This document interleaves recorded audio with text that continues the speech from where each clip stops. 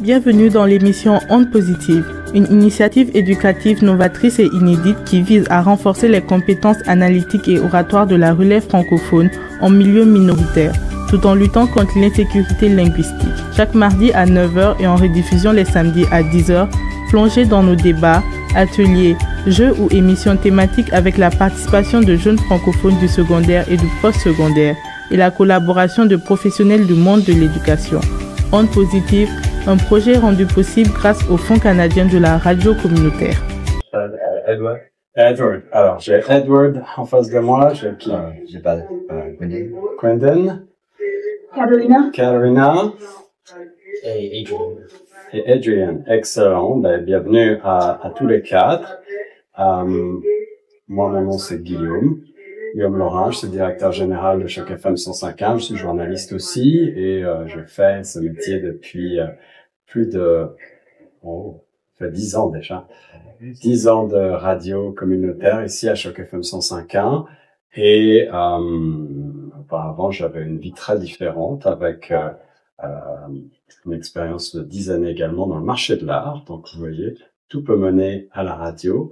Et j'ai appris le métier de journaliste par le bénévolat, ici en commençant comme bénévole tout simplement, et en développant des chroniques radiophoniques de cinéma, qui était une de mes passions. Et donc j'ai proposé ces chroniques-là, et puis tout simplement, eh bien, chaque semaine, je faisais un petit compte rendu des films à voir du moment. Et petit à petit, je me suis pris au jeu, et un jour, un poste s'est ouvert, j'ai postulé, et j'ai pu devenir animateur, puis directeur de la programmation, et puis aujourd'hui je suis directeur général de Choc FM, mais je continue, comme vous voyez, à animer des émissions comme celle d'aujourd'hui. On l'appelle Ondes Positives, cette émission. Ondes Positives, c'est un programme qui est rendu possible grâce au Fonds canadien de la radio communautaire, le FCRC, et puis vous voyez qu'on a un certain nombre de supports, notamment aujourd'hui pour des ateliers balado, comme celui-ci, on en fait assez régulièrement, une fois par mois, avec la participation de jeunes de 12 à 25 ans environ, francophones, francophiles, qui veulent apprendre un petit peu plus de radio, qui veulent développer leurs compétences oratoires, qui veulent utiliser le français en dehors de la sphère éducationnelle, en dehors des murs de l'école.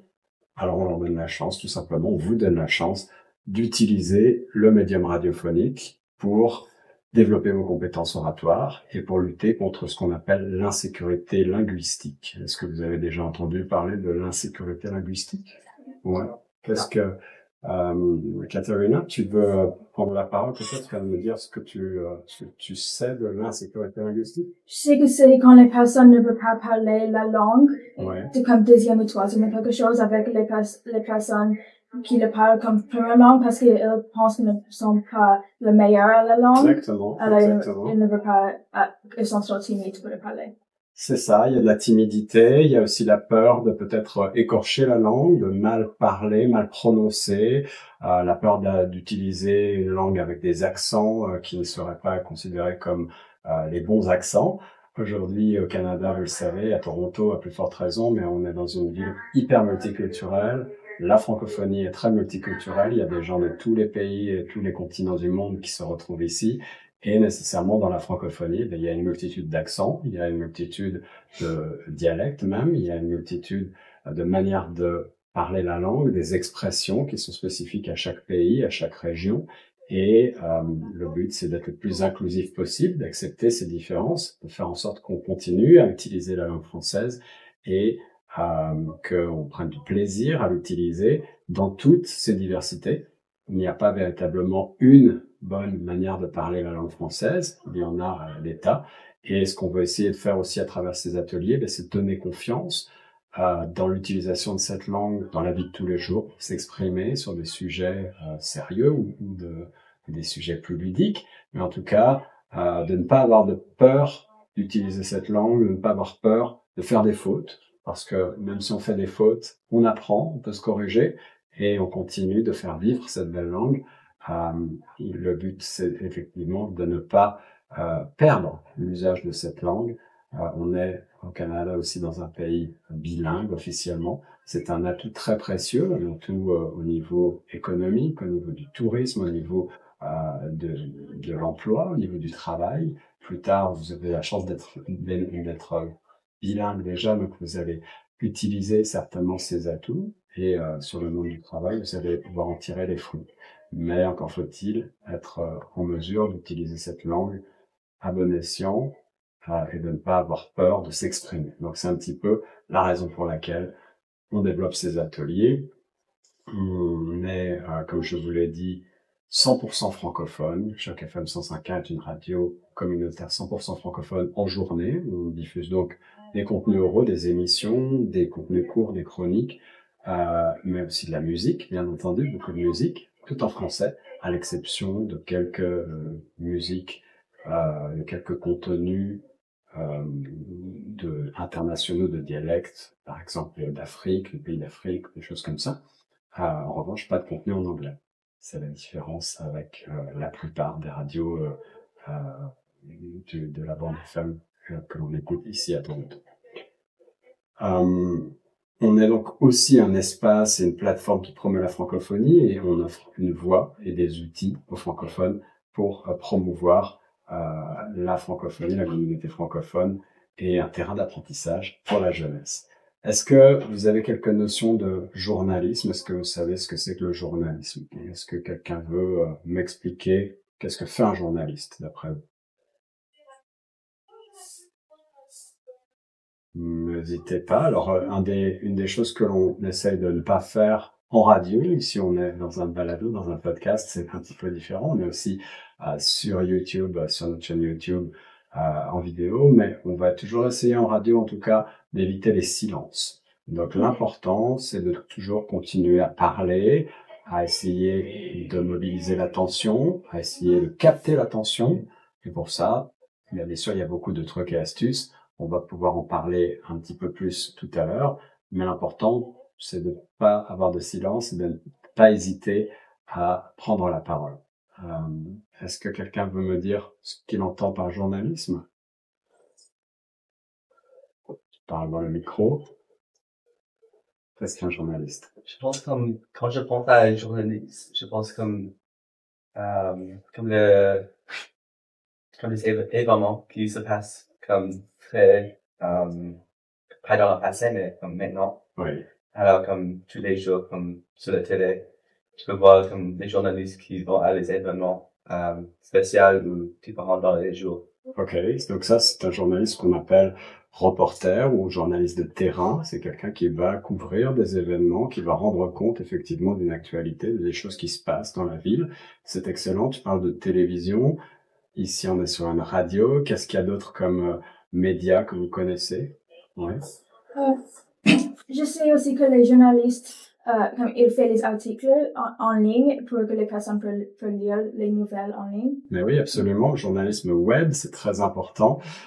Et on rédige des articles, mais aujourd'hui, un journaliste va aussi prendre des photos, parfois des vidéos, réaliser des contenus graphiques pour agrémenter les sites web, effectivement. Donc, il y a une multitude de compétences qui sont mobilisées pour pouvoir être journaliste aujourd'hui. Les bases du journalisme reposent sur des principes fondamentaux qui visent à garantir l'intégrité et la crédibilité de l'information diffusée.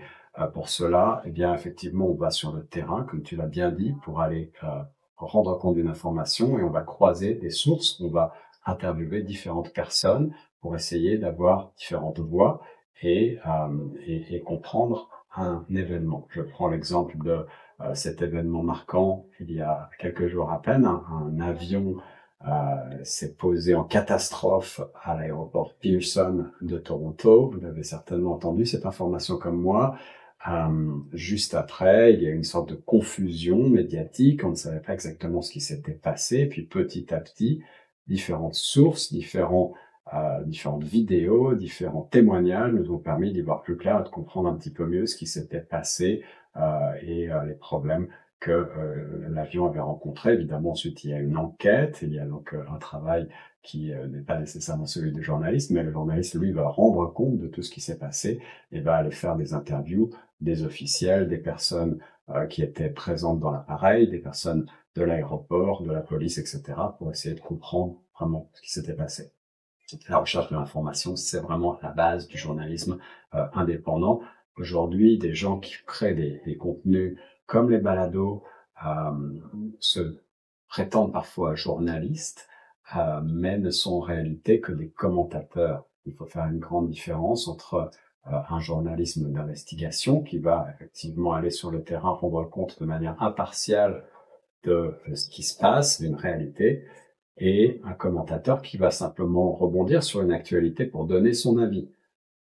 On a beaucoup de gens qui se prétendent journalistes qui n'en sont pas et qui parfois nous imposent un petit peu une vision qui n'est pas la réalité. Donc aujourd'hui, on doit faire face de plus en plus à ce qu'on appelle, vous le savez, les fausses nouvelles, les fake news, et qui sont propagées à vitesse grand V sur le web, sur les médias sociaux, par des gens qui ne sont pas des journalistes.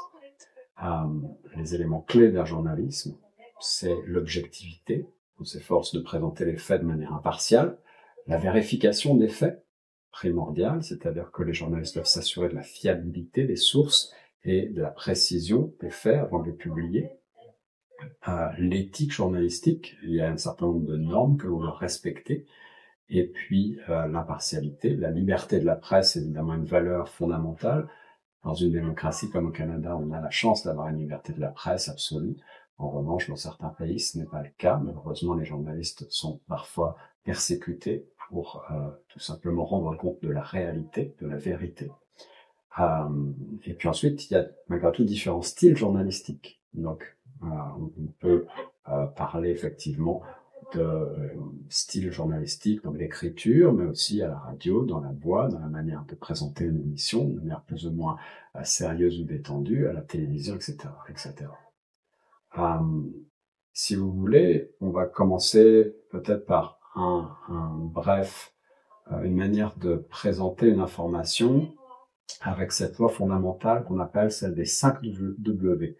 Est-ce que vous avez déjà entendu parler de cette loi des 5 W en journalisme ou dans la création d'un contenu quel qu'il soit? C'est une loi fondamentale qui est un acronyme, le 5W anglais, et on peut aussi le traduire en français. Est-ce que quelqu'un veut me dire ce que c'est que les 5W? Oui. Est-ce que tu veux en anglais? Oui, en anglais. En anglais, ça veut dire c'est who, what, when, where and why. Exactement, bravo. C'est répondre à ces 5 questions de base essentielles. Qui, quoi, où, quand, pourquoi va vous permettre de créer un contenu sans oublier une information essentielle. C'est important au journalisme, c'est aussi très important lorsque vous voulez créer un contenu quel qu'il soit, quand vous faites un devoir, quand vous rédigez quelque chose ou lorsque vous rendez compte d'une information. C'est très important, cette première loi, et je vous enjoins à vous en souvenir à l'avenir, ça vous servira beaucoup.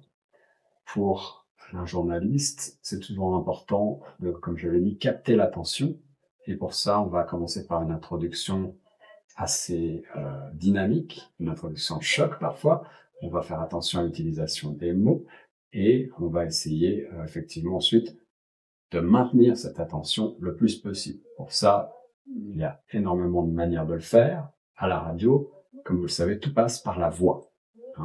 C'est un médium audio avant tout, même si on a aujourd'hui souvent des caméras qui nous accompagnent. Tout passe par la voix, donc il est très important d'apprendre à utiliser sa voix à bon escient. Comme vous voyez, moi je travaille avec un casque pour maintenir le contrôle dynamique de ma voix. Et j'essaye de parler toujours dans mon micro, à peu près à une main du micro, pas trop près, pas trop loin, de manière à ne pas saturer le son. Ma voix est assez constante, mais j'essaye de faire des circonvolutions vocales de manière à ce que l'attention de l'auditeur ne soit pas perdue. On essaye de ne pas endormir son auditeur, on essaye de le réveiller, on essaye d'utiliser des phrases courtes et des phrases simple, avec un sujet, un verbe, un complément. On marque bien les temps de réponse. Je compare souvent l'art oratoire radiophonique à du théâtre. Est-ce que vous savez pourquoi? Non, parce que le théâtre, c'est un jeu où on joue un personnage et on a tendance à exagérer légèrement ses effets, et y compris à l'oral. Pour la radio, c'est un petit peu la même chose. Si je commence une émission, je vais être très dynamique. Bonjour à toutes et à tous, chers auditeurs et auditrices de Choc FM 105.1. J'espère que vous allez bien. Je suis Guillaume Laurin et vous écoutez l'émission Ondes Positives. Vous voyez que là, j'ai accentué fortement sur certains mots de manière à ce que les choses soient claires, dynamiques, que les informations essentielles rentrent bien dans l'oreille de l'auditeur et qu'on ne s'endorme pas, on n'a pas envie de changer de chaîne. La prise de parole au micro s'apprend. Il y a des gens qui sont plus ou moins doués, mais on peut s'améliorer beaucoup. Le ton est primordial, mais il y a aussi des petits trucs que je vais vous donner tout de suite. On essaye, peut-être que vous l'avez remarqué, de garder le sourire quand on parle. Parce que, aussi étrange que cela puisse paraître, le sourire s'entend dans la voix. Le sourire passe dans la voix. Et cela donne une certaine sympathie à ce que vous dites. L'auditeur va être plus enclin à vous écouter si vous souriez, si vous êtes engageant, que si vous êtes un petit peu renfrogné, un petit peu triste. Là, on a moins envie d'écouter. On essaie de se tenir assez droit, le plexus ouvert, on prend des bonnes respirations, et il peut arriver évidemment très souvent d'accrocher sur des mots. On ne parle pas exactement de la même manière en radio que l'on parle dans la vie de tous les jours. Comme vous le voyez, j'essaie de bien articuler, prononcer l'ensemble de mes propositions, et on essaye d'éviter un maximum les hésitations, les les longues pauses. Mais malgré tout, il y a une part d'improvisation énorme en radio. Ça fait partie aussi du charme de l'exercice. La posture, je le dis, est très importante. Et pensez toujours à cette comparaison avec le théâtre, que vous en fassiez ou non, le théâtre ou le cinéma. Si vous êtes amoureux du cinéma, pourquoi pas. On va essayer d'être dynamique, on va essayer d'être présent, on va essayer d'être dans l'instant. Et on va toujours imaginer qu'on parle à des gens. Même si vous êtes tout seul devant votre micro, vous avez toujours des gens qui vous écoutent de l'autre côté du poste. Ça ne veut pas dire qu'il faut vous bloquer pour autant.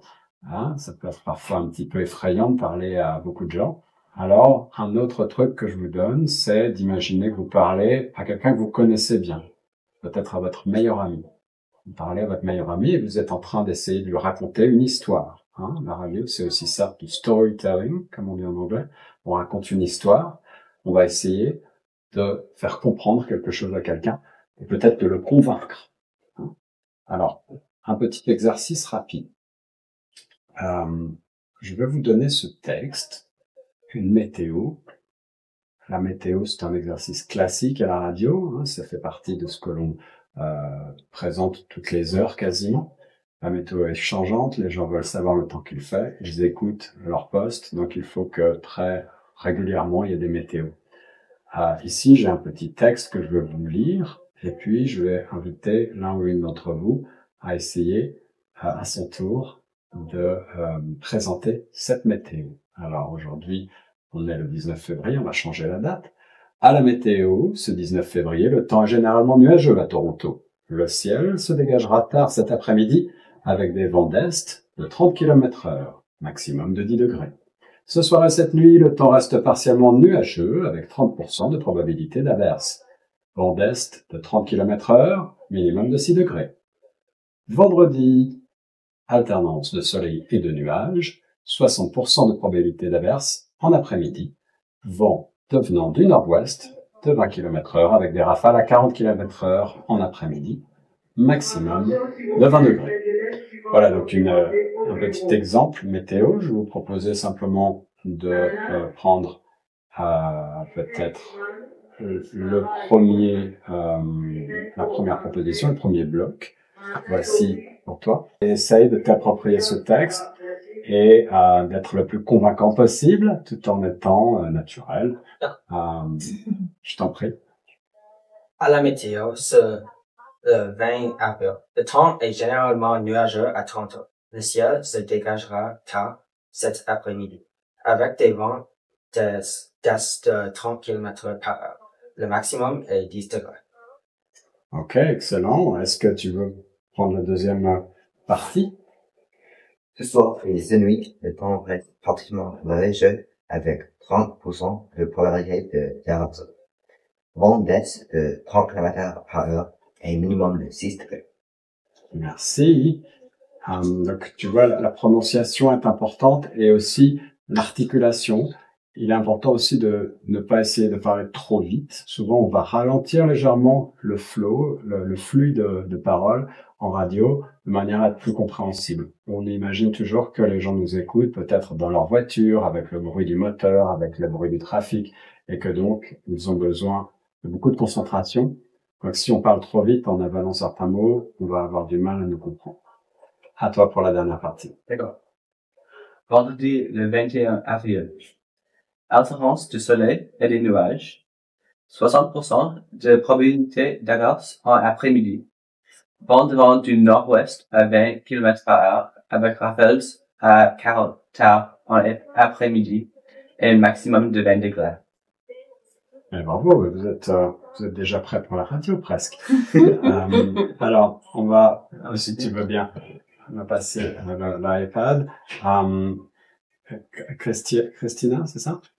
Carolina, excuse-moi Carolina. Je te propose peut-être voilà cette brève de pop culture pour toi avec cette proposition que je vais lire et ensuite que je vais te laisser lire à ton tour. C'est une bonne surprise de cette fin de semaine. Drake sort son premier single de l'année 2023. Alors on est un petit peu en retard. Search and Rescue avec une surprise qui fait du bruit. Jeudi, le rappeur Drake annonçait dans un post Instagram la sortie de son nouveau titre, Search and Rescue, à travers une photo montrant le rappeur et une jeune femme portant tous les deux des casquettes de motard simplement légendées. Search and Rescue, disponible à minuit sur toutes les plateformes. Vous voyez que j'adapte mon registre de paroles, la manière dont je parle, à ce sujet qui est de la culture musicale. Je vais essayer d'être un petit peu plus dynamique, un peu plus engageant, de manière à toucher des gens à qui je parle. Ici, on parle de Drake, on parle à des jeunes, certainement, donc on va être un petit peu dans ce registre-là. À toi. Je lis Oui, juste les deux premiers paragraphes. C'est la bonne surprise de cette fin de semaine. Drake sort son premier single de l'année 2023, Search and Rescue, avec une surprise qui fait du bruit. Jeudi, le rappeur Drake annonçait dans un post Instagram la sortie de son nouveau titre, Search and Rescue, à travers une photo en montrant le rappeur et une jeune femme portant toutes les deux des casques de motard, simplement légendés. Search and Rescue, disponible à minuit sur toutes les plateformes. Très bien. Alors, vous voyez, on est toujours aussi dynamique, mais peut-être voilà essayer de parler un peu plus lentement, de manière à ne pas trop accrocher sur les mots. Sinon, c'était vraiment bien. Je pense que tu avais un très bon ton de voix et qui s'adaptait très bien, effectivement, à ce type de contenu. On pourrait faire beaucoup de types d'exercices comme celui-ci, mais ce que je vous propose maintenant, si vous voulez bien, pour terminer ce premier atelier, c'est une discussion libre entre vous, avec peut-être, voilà, j'ai plusieurs possibilités, littérature et imaginaire, sciences et environnement, musique et art, cinéma et séries, nouvelles technologies et numériques, économie, monde du travail, société et culture. Est-ce qu'il y a un sujet qui vous intéresse plus que l'autre? J'aime le cinéma. Le cinéma, ok. Tout le monde aime le cinéma et les séries? Ok, alors voilà une première question pour ouvrir le débat et puis vous allez tous pouvoir répondre. Quel film ou série te fait rire à coup sûr? C'est quoi la première série ou le premier film qui te vient en tête, drôle, comique, que tu aimes regarder? Je pense que moi, la première série qui me fait rire, c'est une série qui s'appelle The Rookie. Ouais. C'est une série qui est à propos de ces trois officiers de police. Et c'est juste tellement drôle et juste, beaucoup d'action. Alors pour les auditeurs, les auditrices, tu veux nous dire où est-ce que tu trouves cette série de Pour moi, je pense que je trouve sur Prime Video. D'accord. Alors c'est. Vous connaissez les autres? Ça vous dit quelque chose de Rookie? Non? Ok. Est-ce qu'il y a adaptation d'un livre ou d'un film, selon vous, qui vous vient à l'esprit, que vous adorez? Un livre célèbre qui est adapté en film, c'est quoi votre préféré? J'aime beaucoup les films et les émissions de télé qui sont les livres de comics, comme Marvel, et j'aime aussi vraiment The Boys. Et j'aime vraiment comme toutes ces séries et toutes les choses comme ça, parce que j'aime regarder les comics et voir les différences et les similarités entre les deux. Excellent, excellent. Et est-ce qu'il y a un film que tu attends en particulier dans la série Marvel ou? Thunderbolts, qui Thunderbolts, vient le 2 mai, je crois. C'est ça. Vous êtes fan de Marvel, vous, les garçons aussi? Et, ouais. C'est quoi votre personnage préféré? Mon personnage préféré est Spider-Man. Spider-Man, il y a beaucoup d'adaptations. Avec quel acteur? J'aime le Spider-Man de Tom Holland. Ok, très bien. Question pour toi au milieu qu'on n'entend pas beaucoup. Rappelle-moi ton prénom. Quentin. Quentin, si tu pouvais jouer dans un film, quel rôle est-ce que tu choisirais? Je crois que dans une film de Batman. Ah, voilà, on est toujours dans les super-héros. Et pourquoi Batman? Oui, parce que je pense que Batman est très héroïque et j'aime beaucoup de son style de vie. C'est très mystérieux. Oui. Mais aussi. Il fait peur. Tu dis qu'il fait peur, toi, à côté? Il aussi a deux complètement différentes vies de parties de sa vie. Il est Batman dans une, mais dans l'autre côté, il est aussi très riche. Oui. Et mais ça y est. connaissé par tout le monde. Alors je pense que là vont être absolument excitant. Voilà, je t'ai déjà mis en noir, donc tu es parfait pour le rôle. Tu vois, Quentin, une autre chose, et c'est pas du tout un reproche, mais ça me fait penser, c'est intéressant lors de la pratique, de noter ces petites choses. Parfois, on a des tics de langage, on a des manières de parler, et lorsque l'on parle en radio, parfois on a un peu de stress aussi, c'est normal.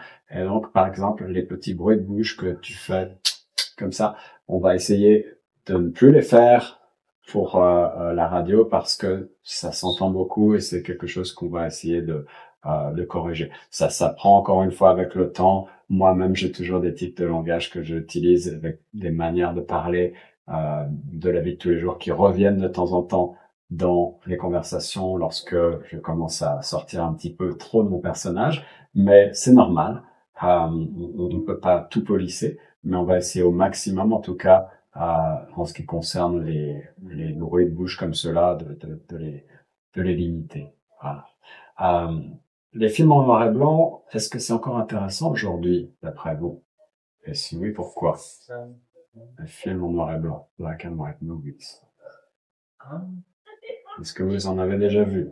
Je pense que j'ai vu comme une ou deux fois en classe pour la trame. Parce qu'on a regardé comme la trame à la passé avec les films noirs et blancs. Mm-hmm. Mais maintenant, je pense pas que j'ai regardé une film de noir et blanc parce que c'est juste pas normal maintenant parce que maintenant il y a beaucoup de couleurs. Alors c'est juste oui. Ok. Quelqu'un autre chose à dire là-dessus? Ouais.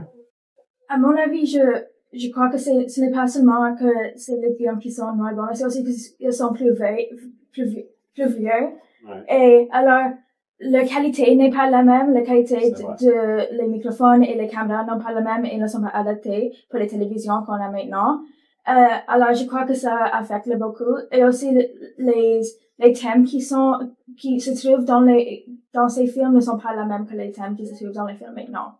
Ouais, c'est certain. Même si des classiques comme les films de Charlie Chaplin sont toujours peut-être des choses que vous devriez connaître. Pour terminer sur le cinéma, est-ce que vous voulez imaginer la bande-annonce de votre propre film? Quel serait le titre de votre film? Et quelle serait en 2 mots l'intrigue? Ce serait quoi l'histoire? Ce serait l'histoire de quelque chose, de quelqu'un. Il lui arrivera quelque chose. Et ce serait quoi le titre? Voilà un petit exercice pour vous. Est-ce que quelqu'un a une idée? Vous se jeter à l'eau? Non. Un mot clé qui vous vient à l'esprit, peut-être? Je ferais un film de super-héros. Ouais. Parce que j'aime les regarder. Ok. D'action, d'aventure. Oui. Ouais. J'aime beaucoup les films. Ok. Pour un film d'action, c'est... Ouais. Les films d'action, c'est ce que vous consommez le plus. Je trouve. Ok. Bien, ben, vous voyez, on part vite dans une conversation, et c'est un peu ça, un balado, un podcast. C'est vraiment se sentir un peu plus libre, d'aller discuter entre nous, et de converser comme si on était au café ou sur les bancs de l'école après les cours. On va discuter ensemble d'un sujet, on va essayer de le creuser, de trouver, d'échanger des thèmes. On pense toujours quand même qu'on parle à un auditoire et on veut lui apporter de la connaissance, on veut lui apporter de la valeur, donc on veut apporter quelque chose sur la table, on veut apporter un petit peu d'anecdotes, de connaissances, peut-être de rire, peut-être d'émotions. On va inviter peut-être un expert, quelqu'un qui va connaître très bien un sujet et qui va pouvoir nous en dire davantage. Mais ça peut être aussi des podcasts humoristiques, des balados où on va inviter des comiques, on va parler de manière très légère, on va essayer de faire des blagues. Ça peut être parfois des récits. On a un genre de balado qui existe et qui est très populaire, c'est celui des histoires vraies, parfois des histoires un peu terrifiantes, mais c'est un des genres les plus consommés aujourd'hui en audio, sur Spotify, sur toutes les plateformes balado que vous connaissez bien. Vous allez en trouver des tonnes. Est-ce qu'il y a déjà des balados que vous connaissez, que vous aimez, que vous consommez un petit peu? Pas encore? Non? Non? Vous avez déjà entendu parler de certains grands podcasters, comme on dit en anglais? Ah. Non? Je pense pas. Non, pas encore? Ok.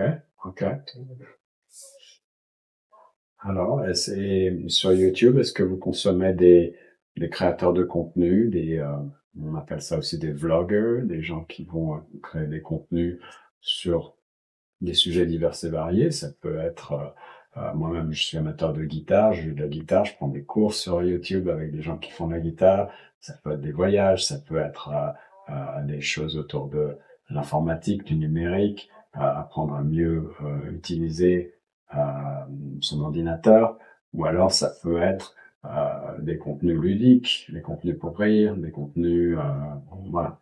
Il y a énormément de contenus aujourd'hui qui existent.